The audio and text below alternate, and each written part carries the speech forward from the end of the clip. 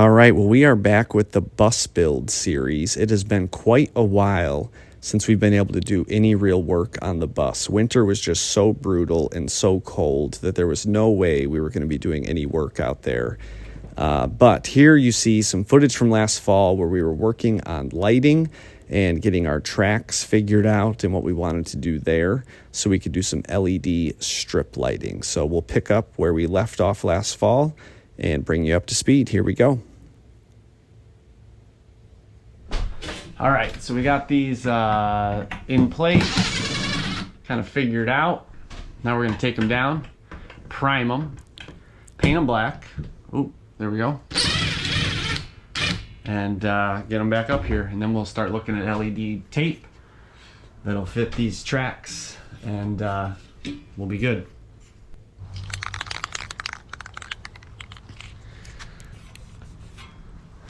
We actually ended up painting these white because they looked better blending in to the ceiling instead of being black.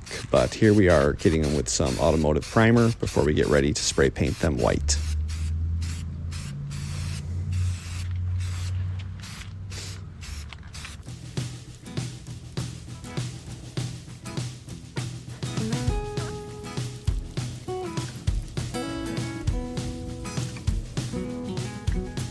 All right, well, once they were painted and installed, we picked up some pretty inexpensive LED tape, and I got to work installing all of that so we could figure out what the lighting situation would look like.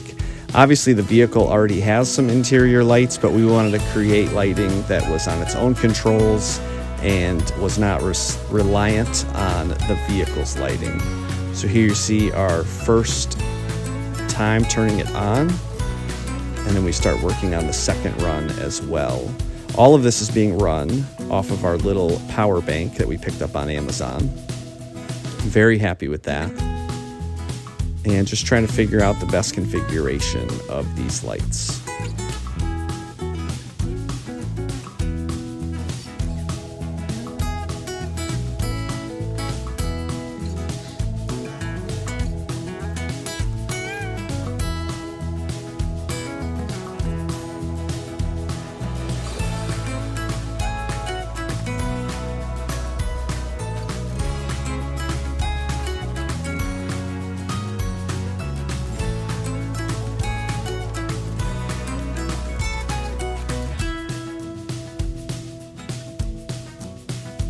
True to form, this video is out of order. You see some of our cushion work is already done, and we haven't shown you any of that. It'll be coming later on in this video. But keeping track of the chronological order of the projects has just not been something we've been able to do throughout all this. So that was lighting, and now we're on the cushions. So these cushions also came from Amazon, and step one was just unboxing everything, rolling it out, and letting it decompress for 24 hours to get the full 6-inch thickness before we wanted to do anything with fabric. I saw on some other YouTube channels that people had used denim for their fabric, and so I really liked that idea and decided that's what we were going to do in our bus. I quickly found out how expensive denim was, and so we ended up changing along the way. We did the sofa up here in the front in denim, and we did the back portion in a really durable polyester that was much more affordable. But here you see us figuring out cushion configurations and cutting it and just trying to get all that right and minimize waste because none of this was cheap. I think these were around $200 for all the cushions. And honestly, we probably had $150 to $200 in the denim as well. So kind of pricey for an RV couch, but we wanted to do it that particular way. And then the dinette in the back was, like I said, much more affordable. So I'm working here just trying to minimize waste. I used my Sawzall to cut through all this foam, and that worked really well. And then got it all cut to the correct shapes so that it would work as a puzzle and create a bed as well as a sofa. From there, it was time to head inside. A few Christmases ago, Anderson really wanted to learn how to sew, and that put us in lessons. We took sewing lessons every Friday for a couple of months and bought this used sewing machine from the 80s. And that skill came in handy for this project. So here I am just putting some denim back together to make some patchwork that we ended up using on pillows. And yeah, just trying to, again, minimize waste and maximize the look as well as the fabric. So a lot of this, thankfully, all this was just straight lines and 90-degree turns. So it was pretty simple stuff. But we did a lot of this for several nights in our home in the fall. Here I am laying out the foam and cutting out the polyester material so that we can get all of that put together.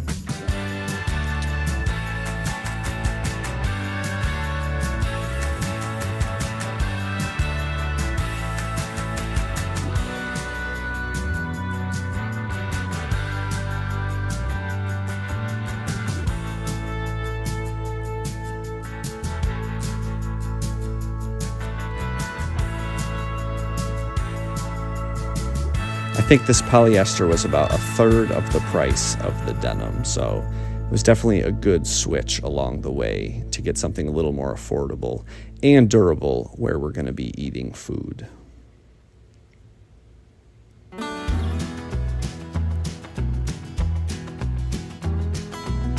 So just change positions on the sewing machine, sew a whole bunch more, get it ready to go. And it was also puzzle season, so you see Anderson working on a puzzle in the background while I'm sewing cushions. All right, well, we've been working hard. We're deep into fall, almost November here now. And let me just show you what we've been doing on the bus. Made a lot of progress. You've seen some of it here in the video, but it's a nice little update that we did. Put an outdoor lock on it so we can secure it from the outside, leaving the doors in manual mode. And what we're currently working on, so you've seen all this footage of our cushions. Really love how these turned out. Obviously still have some painting to do in here, but we're in a good spot and we're close to figuring out our table situation. Ended up doing polyester, a really nice polyester in the back in the dining area, and then doing the denim for the sofa, which that looks great, has been turning out great. And then I'm currently working on redoing the driver's seat in that same polyester just to kind of tie it together and freshen it up. So that's what we're working on today. It is cold. Oh, and then I'll show you one last thing that super happy with. We've got LED strip lights. So we have two separate runs, one here, which will do the bed and the dinette, and then one over here, which will do the kitchen. And we're running all of it off of our little power bank, which has been great. So still definitely have to tidy it all up and finalize it, but in a really good spot and really like the lighting. So yeah, that's where we're at. All right, so I mentioned that I wanted to reupholster the driver's seat. And at first I thought I could do this with the driver's seat in place. And you see here that I'm struggling to do that. I'm getting some progress, but not nearly as much as I'd like. And then, I don't know, at some point I was just like, what am I even doing? Let's just take this seat right out and be able to move it around. And honestly, I wouldn't have been able to do this job without removing this seat. So this came out and it made everything so much easier. I was able to move this around the bus. I actually ended up moving the seat inside our home because it was so cold outside. And every night after work, get the kids to bed, and then I would spend 45 minutes to an hour just working on it slowly. This took many, many hours. It has many, many different color threads. I did some of it. I did most of it. Anderson did some of it. He's great at hand sewing, and so that was really beneficial. But it just made such a difference to be able to get it on the table and really work on it. You see here, Preston gets in and helps hand sew some of it as well. So it turned out great, and it's going to make it so much more durable, and it looks so nice to have it all tied together. But it never would have been able to be accomplished if I hadn't removed it from that front driver's seat area.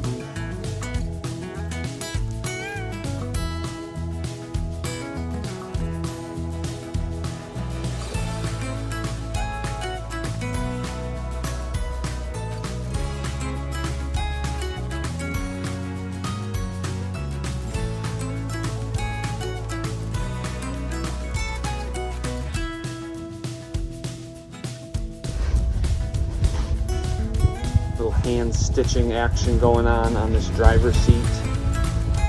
Mr. Anderson Charles, seamstress extraordinaire.